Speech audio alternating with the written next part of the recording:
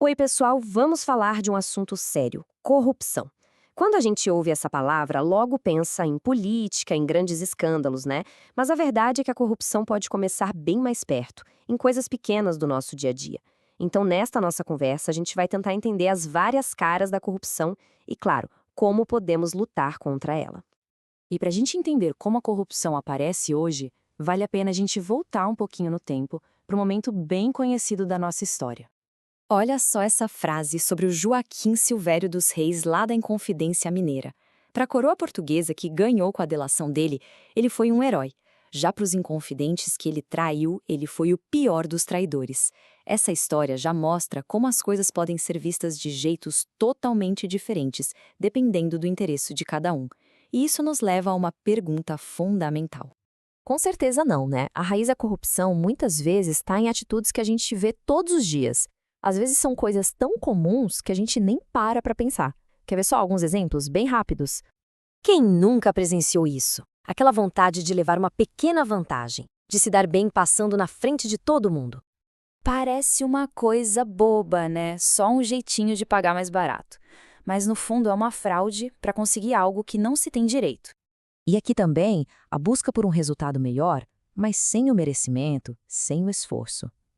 Todos esses pequenos atos, se a gente parar para pensar, têm algo em comum. Aquela ideia de que as regras não valem para mim se eu puder dar um jeitinho. Bom, agora que a gente viu como a corrupção pode aparecer nessas pequenas coisas, vamos organizar um pouco melhor as ideias.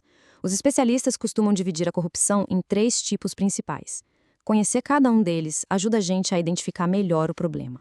O primeiro tipo é a chamada corrupção endêmica, exatamente isso que a gente estava falando agora. São aquelas pequenas atitudes erradas que se tornam tão comuns, mas tão comuns, que as pessoas quase param de ver como algo errado, faz parte da rotina. E a lista de exemplos é enorme. Vai desde a pessoa que recebe o troco a mais e fica quieta, até a pirataria de filmes e os famosos gatos de TV a cabo ou energia. São atitudes que, aos pouquinhos, vão minando a confiança entre as pessoas e normalizando a desonestidade. Depois, a gente tem a corrupção sindrômica. Essa aqui aparece onde o sistema é muito complicado, sabe? Pensa na burocracia, quando para tirar um documento ou uma licença é um processo demorado, confuso, aí se abre a porta para o jeitinho, para pagar um por fora para acelerar as coisas. E por último, a mais grave de todas, a corrupção sistêmica. Aqui, o problema é gigante. A corrupção não é mais um desvio, ela virou parte do sistema.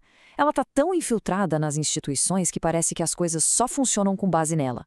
É a corrupção dos grandes esquemas que desvia rios de dinheiro.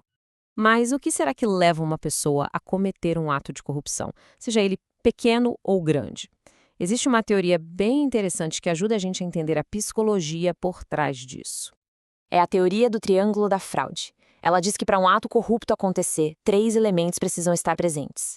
Primeiro, a pressão, ou seja, uma motivação forte, como uma dívida ou o desejo de ter algo que não pode. Segundo, a oportunidade, que é uma falha no sistema, a falta de fiscalização. E, por fim, a racionalização, que é a desculpa que a pessoa conta para si mesma. Algo como, todo mundo faz, ou eu mereço isso.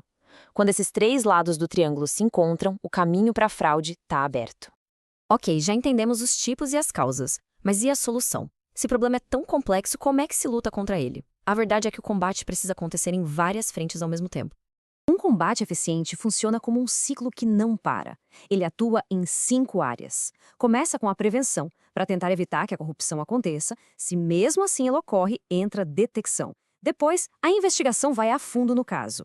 A correção busca punir quem errou e recuperar o que foi desviado. E, por fim, o monitoramento, que fica de olho para o problema não acontecer de novo. Para a gente ver como isso funciona na prática, vamos pegar o exemplo de uma instituição real, o Tribunal de Contas do Estado do Pará. Como será que eles aplicam essas ideias por lá? O interessante aqui é ver como a estratégia muda para cada tipo de corrupção. Contra a sistêmica, aquela maior, eles usam ferramentas pesadas, como reprovar contas e aplicar multas. Para a sindrômica da burocracia, eles tentam atacar a causa, questionando as leis complicadas.